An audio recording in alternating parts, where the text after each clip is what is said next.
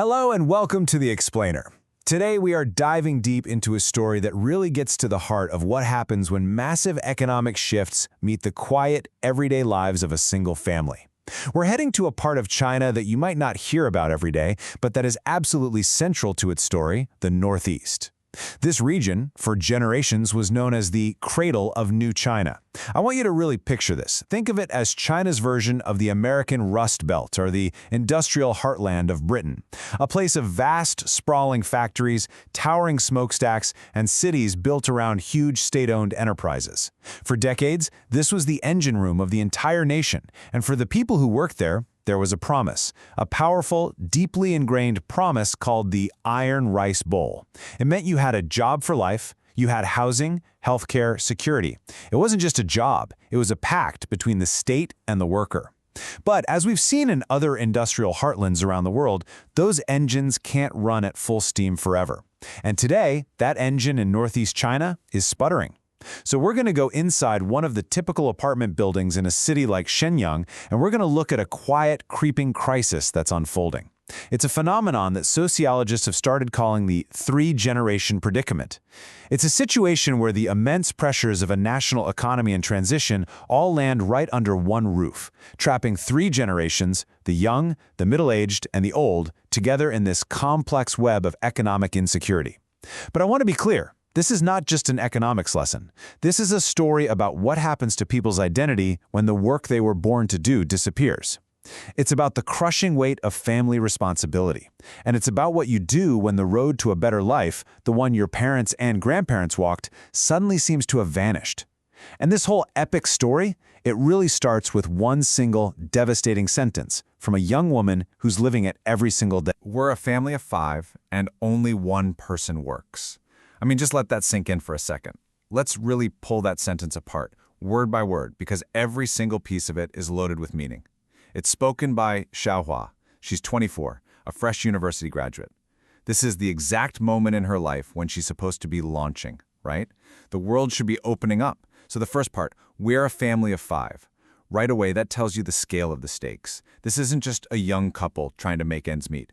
This is a multi-generational household. You can picture it, Xiaohua, her 2 parents, and probably her 2 grandparents all living together. That's 5 people, 5 lives, 5 sets of hopes and dreams and daily needs, all under one roof. Then comes the hammer blow, the second half of the sentence, and only one person works. That one phrase just completely flips our entire understanding of how a family is supposed to function. Normally, you'd expect the parents, the middle generation, to be the breadwinners. You'd expect Xiaohua, the graduate, to be starting her career, contributing. But no. All of that is just wiped away by this one statement. It paints a picture of absolutely immense, crushing pressure on that one person who is working. And maybe even more powerfully, it speaks to the silent, anxious reality of the 4 who are not. This isn't a statistic from a government report. This is the human balance sheet of a household in crisis. It's a sign that the entire natural order of things has been turned on its head. And this one sentence, it's the key that unlocks this entire predicament. All right, so to really get our heads around how a family gets to this point, we need a clear plan. We've laid out our journey for today into 5 key sections. First, we're going to start with a family story. It's so important that we begin here with the people themselves to make this whole issue real and not just an abstract problem. We'll get to know Xiaohua and her family. Then, once we've got that human story as our anchor, we'll zoom out a little in section 2, the stalled generations. Here we're going to look at each generation, the youth, the middle-aged, the elderly, and see exactly how their specific struggles are locking together. From there, we'll go to the really big picture in section 3, the engine room's problems. This is where we ask that crucial why question. We'll investigate the huge economic forces that have created this whole mess in Northeast China.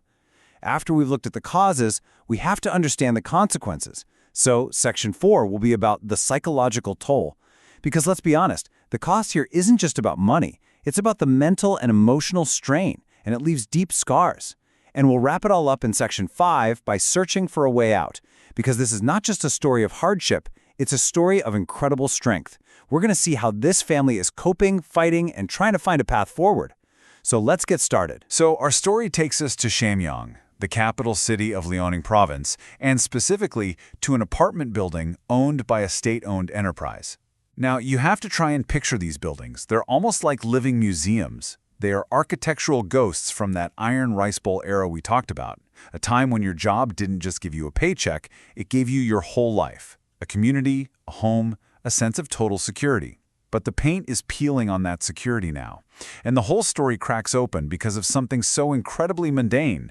A neighbor is trying to get a nap in the middle of the day, and he's getting annoyed by the sound of piano music coming through the wall. So he goes over, he knocks on the door, ready to complain. The door opens, and he's greeted by an elderly woman, the grandmother. She's apologetic, and she explains that it's her granddaughter, Xiaohua. She's unemployed, and she's just trying to play the piano to pass the long, empty hours of the day. A few days later, the same neighbor bumps into Xiaohua herself in the building's old, slow, slightly claustrophobic elevator. And in that short, awkward ride, the full, shocking truth of her family's situation comes tumbling out, ending with that devastating sentence we just heard. We're a family of 5 and only one person works. And just like that, a simple noise complaint rips back the curtain on a family that is quietly, desperately trying to stay afloat. And what that neighbor stumbled upon is what experts are calling the 3-generation predicament. Now, this isn't just some catchy journalistic phrase, it's a very specific description of a chain reaction of failure that happens inside a family. Let's break down that chain. It starts with the first generation, the youth, people like Xiaohua. They did everything right. They studied, they worked hard, they got their university degrees. But then they step out into the real world, and the job market is a barren landscape. They're left with no choice but to stay at home, to hibernate, their potential just stalled. Then you have the second generation, the middle-aged, her parents. These are the people who are supposed to be at the peak of their earning power. But they're often veterans of that old industrial economy. They're in their 50s, and they've been laid off as the factories they gave their lives to have downsized or shut down completely. The skills they spent decades perfecting are suddenly no longer in demand. Their careers have been cut short, years before retirement. And that leads us to the final and most surprising link in the chain, the elderly generation, the grandparents. Here's the paradox. Because they retired from that old state system, many of them have stable, guaranteed pensions. And so, in this incredible, tragic reversal of how things should be, their retirement checks become the single financial lifeline for their adult children and their grandchildren. It is a complete inversion of the family structure, a cycle of dependence and anxiety, all trapped under one roof. So now let's put each of these stalled generations under the microscope. We're going to look at the youth, the middle-aged, and the elderly one by one.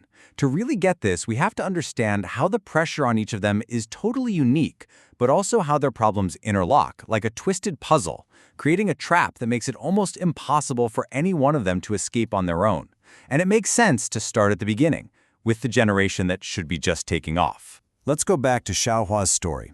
So, she graduates in 2023. She has her degree, she's full of that optimism you're supposed to have.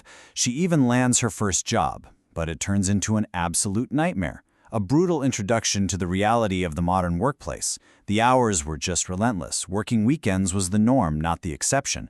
But what was even worse was the culture. She'd pour her heart into her work, come up with ideas, only to see her senior colleagues take credit for them, time and time again. Finally, her friends in a group chat kind of hype her up. They give her the courage to confront her manager, and she does. But the response, it was chilling. He didn't yell. He just met her with this calm, unsettling smile. And from that day on, her life became a living hell. She was put under this intense, targeted microscope. Every single report she wrote, every email she sent, every tiny task was scrutinized and criticized. The psychological pressure was so intense, it started to manifest physically. She couldn't sleep. She started losing her hair. Before her probation period was even up, she just couldn't take it anymore. She quit. She walked out of there with her last paycheck and her confidence completely shattered. And what followed was just this demoralizing downward spiral. Her job search started out targeted and hopeful, but it quickly devolved into what she calls resume bombing, just blindly sending her CV out to dozens and dozens of openings, completely numb to the rejection. The few interviews she did get were for jobs that demanded even more insane hours or offered wages that were frankly insulting. Utterly exhausted and feeling trapped, she just retreated. She went home to hibernate, becoming another face in a growing army of young people whose careers have ground to a halt before they even had a chance to start. And while Xiaohua's story feels so intensely personal, this data right here shows she is anything but alone. This is a nationwide phenomenon. Just before the official data was paused in the middle of 2023, the urban youth unemployment rate in China for people aged 16 to 24 had climbed past a jaw-dropping 21%. Let's be really clear about what that number means. It means that more than 1 out of every 5 young people actively looking for work simply could not find it. This isn't just a bump in the road, it is a full-blown crisis of wasted human potential. And then look at the second number. A survey in Shanghai found that 38% of graduates are choosing something called slow employment. Now that sounds kind of nice, doesn't it? Slow employment. For a very lucky few, maybe it's a deliberate choice to go travel or study for a master's degree. But for the vast majority, for people like Xiaohua, it is not a choice at all. It is a euphemism. It's a polite way of saying you are stuck, you are unable to find a decent job in an economy that just doesn't have enough places for you. Her personal pain is a perfect snapshot of a huge systemic problem that's affecting millions of her peers. Now, let's turn our attention to the middle generation in this story, Xiaohua's father. And his story is one of quiet, suffocating, hidden struggle. This is a man in his 50s. He's a lifelong veteran of the machinery and equipment industry. You have to understand, for a man of his generation, from his background in Northeast China, a job is not just how you make money. It is everything. It's the absolute core of your identity. It's your dignity. It's your status in the community. It is your fundamental role as the provider, the pillar of the family. So when he got laid off, the sense of shame was so deep, so profound, that the family conspired to hide it, especially from his own mother, the grandmother. The secret only unraveled because the grandmother decided to show up at their apartment one morning unannounced, with bags of groceries, and she found her son, who was supposed to be at the factory, still in bed, asleep. And even then, even when he was caught, he couldn't bring himself to say the word for unemployed, 失业. He kept insisting, "I'm just changing jobs." The fact that he couldn't even speak that one word tells you everything you need to know. It reveals this deep cultural wound, this complete loss of purpose that comes with unemployment for a man who believes his entire value is tied to being the provider. And the impact of his job loss isn't just some abstract crisis of identity. It is concrete, it is tangible, and you can see it right there in the family's medicine cabinet. The father has high blood pressure. It's a condition that needs careful, consistent management. When he had his job, he was taking an imported, brand-name medication. It worked well, it had few side effects, and it cost around 80 yuan a week. The day he lost his job, he secretly switched. He didn't tell anyone at first. He's now taking a domestic, generic version that costs less than 10 yuan for a whole month's supply. Let's be clear, this is not just a savvy consumer choice. This is a profound, silent sacrifice. He is consciously, actively choosing to risk his own long-term health, to accept the potential side effects of a cheaper, maybe less effective medication, just to save the family a few hundred yuan a month. This is the hidden, painful arithmetic of unemployment. It's a trade-off happening quietly, in bathrooms and pharmacies, a personal health crisis unfolding behind the bigger economic one. So, with the two younger generations completely knocked out of the workforce, who is left to hold this family of 5 together? Well, the role of savior falls to the most unlikely of people, the elderly. The grandmother and grandfather together have a combined monthly pension of almost 6,000 yuan. That's about $830. Now, in a city like Shenyang, that's a decent, stable income for a retired couple. But in a household where they are literally the only ones with any reliable money coming in, that pension is completely transformed. It's no longer their retirement fund. It is the family's essential lifeline.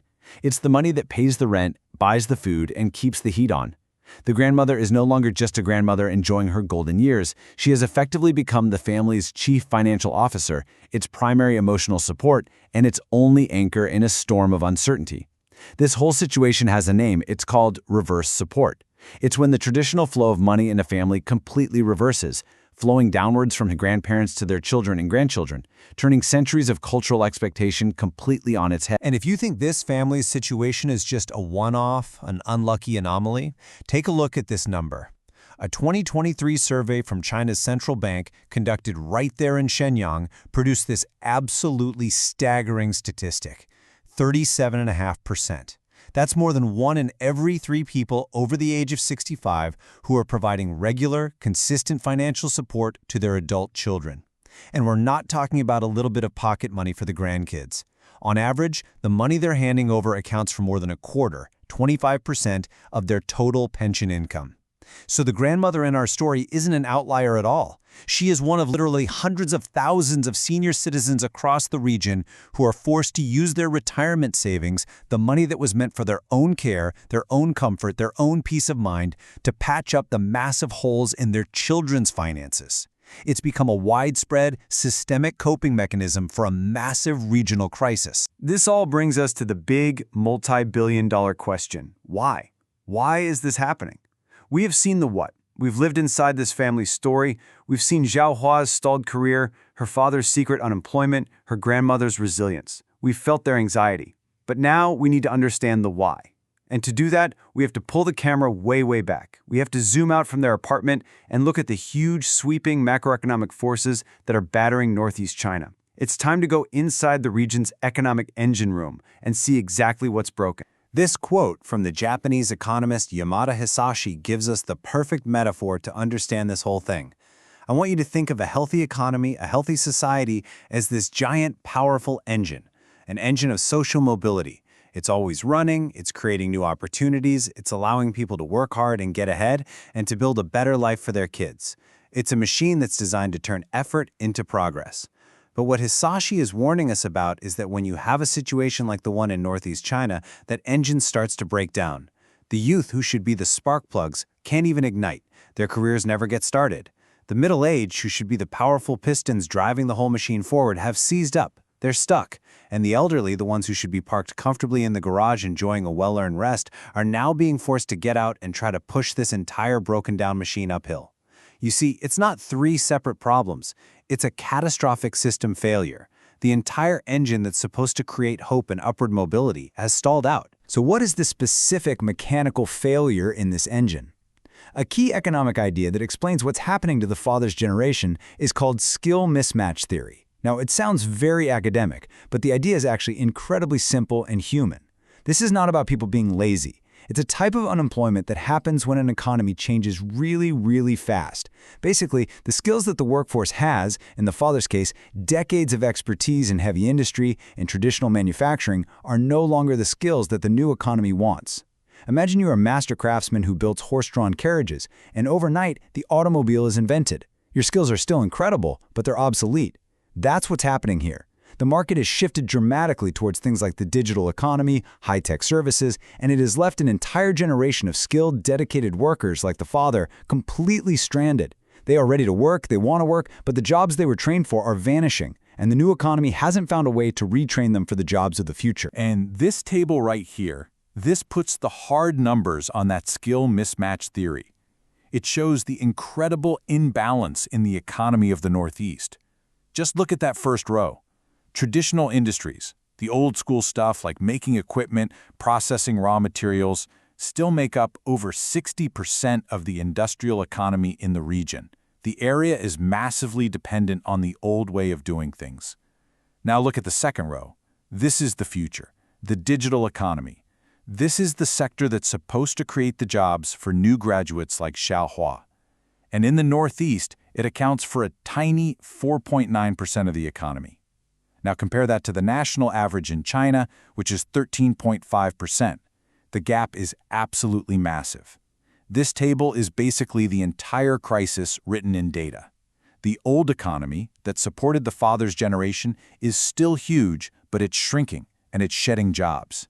And the new economy, the one that's supposed to hire the next generation, is so small it can't come close to absorbing all the new graduates. This is the stalled engine, right here in black and white. Okay, so we've looked at the hard economics of the situation. We've talked about unemployment rates, industrial output, pension funds. But the real story, the real damage of a crisis like this, goes so much deeper than what you can see on a balance sheet. The real cost is often invisible. So now we need to shift our focus and talk about the immense psychological toll. We need to look at the hidden emotional wounds that this kind of grinding, long-term anxiety inflicts on every single generation in this family. This is where the story gets much more personal, and in many ways, much more painful. The psychological weight here is distributed across the family, but each generation carries it differently. For the youth, for Zhao Hua, it is a devastating cycle of anxiety and just lost hope. She started with the high expectations of a college grad and ended in a state of learned helplessness. And she admits something truly heartbreaking. She says that when she found out that her old college roommates were also unemployed, she felt this wave of relief. Think about that for a second. The thought, oh good, it's not just me, eased her own personal sense of failure. But that is a sad, twisted kind of comfort, isn't it? It's a comfort that comes from normalizing failure and stagnation. For her father, the middle-aged man, the dominant emotion is shame, a profound sense of having failed at his most basic responsibility. We already know he can't even say the word unemployed. For him, this isn't just about money. It's an attack on his manhood, his identity, his place in the world. And then there's the grandmother. For her, it's this complicated mix of heavy burden and incredible resilience. She describes herself as having a Tao Xin Naming, which translates to something like a life of worry or a destiny of anxiety. It's this idea that she was born to worry about her family.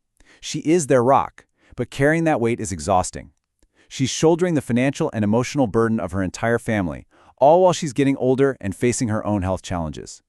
Each of them is in pain, but in their own very specific, very lonely way. But even after everything we've heard, after all the economic pressure and the psychological pain, this is not a story about giving up. This family, and thousands like them, are not passive victims. They are fighting back. They refuse to just accept this as their fate. So in this final section, we're going to look at how they are actively trying to cope. We're going to see how they're searching for a way out. This is where you see their true character, their incredible resilience come shining through. It's in the small, deliberate, often incredibly difficult steps they are taking every day to try and get back some small piece of control, some dignity, and some hope in a world that feels completely hopeless. So here are the actual, concrete steps they took to fight back against their circumstances. First, let's look at the grandmother's daily ritual. For a period of time every single day, she would travel for more than an hour each way, first on a bus, then transferring to the subway, in the middle of a freezing Shenyang winter, just to deliver a hot, home-cooked meal to her son. Now, this wasn't just about saving a few yuan on lunch. This was a profound act of love and care. It was a way to give his aimless days some structure. It was a way of showing him he was still valued. Second, the father. After a long, humiliating job search, he finally finds work. It's not in the machinery industry. It's a temp job working as a security guard at a bus repair depot. In terms of status, in terms of pay, it is a huge step down from his old life. But it's a job, it's a paycheck, it's a reason to get up in the morning, it's a return to the world of the employed. And third, Xiaohua finds a new purpose. After being so badly burned by the private sector, she pivots her strategy. She decides she is going to pour all of her time, all of her energy, into studying for the Kaogong, the incredibly difficult, intensely competitive national exams to become a civil servant. I really want to pause on this detail for a moment because it is so incredibly powerful and it tells you everything about what this family has been through. When the grandmother talks about her son's new job as a security guard, the one thing she proudly tells her neighbors is not how much he's making. It's not his title. It is this simple fact: the factory provides meals. Just think about what that means. For a family that has been surviving on a pension, for a father who is secretly switching his own life-saving medication to save money, the simple guarantee of a free, hot meal every day is a monumental victory. It is a tangible lifting of a huge daily burden. But it's more than that. It's a symbol. It's a return to a tiny piece of that old iron rice bowl stability and care that they had lost. Their entire definition of what success looks like has been radically downsized. It's not about a career ladder or a fancy title anymore. It's about the most basic form of provision. And that one small sentence is a testament to how much they've suffered and just how little it now takes for them to feel a sense of overwhelming relief and pride. So let's take a closer look at Xiaohua's new path, her new hope, the civil service exam, the Kaogong. For her and for literally millions of other young, educated Chinese people, getting a government job has become the ultimate dream. It's seen as the last safe harbor in a stormy economic sea. It represents stability, good benefits, social status. It is the 21st century version of the iron rice bowl. But just look at the brutal odds that she is up against. Her new hope is pinned on what is basically a high-stakes lottery. Even if she applies for a job in a small, remote town, she could be competing against 30, maybe 50 other people for that one spot. And for a desirable job in a big city like Shenyang, the competition is insane. It's often more than 100 applicants for a single position. That's an acceptance rate of less than 1%. So her decision to lock herself away and study for this exam, it's really two things at the same time. On one hand, it is a powerful symbol of hope and taking control. It's a clear, concrete, difficult goal she can work toward. But on the other hand, it is a stark reflection of just how few good options she has left. It's a rational choice, for sure, but it's a choice that is born out of the failure of the rest of the economy to provide her with a better alternative. And so, that brings us to the end of our story, and we find ourselves right back where we started, inside one apartment, with one family, just trying to find their way in a world where the old maps no longer work. We've seen Xiaohua's bright hopes get shattered, only to be replaced by the much narrower, much more difficult hope of passing an exam. We felt her father's deep shame, and then his quiet pride in a simple temp job that provides a free lunch. And we have stood in awe of her grandmother's powerful, relentless love, the love that is holding this entire family together with a modest pension and daily home-cooked meals. Their story is an incredible testament to the strength of the human spirit. It's a story about the unbreakable bonds of family. But it also leaves us with this final, massive, and very difficult question. When the great economic engine of a society stalls, as it has for so many people in Northeast China, can the hope and the resilience and the desperate daily struggles of individuals ever be enough to get it started again? Or does that incredible personal grit, no matter how strong it is, eventually just get worn down by the unmoving weight of these huge systemic problems? That is something for all of us to think about. Thank you for joining me for this explainer.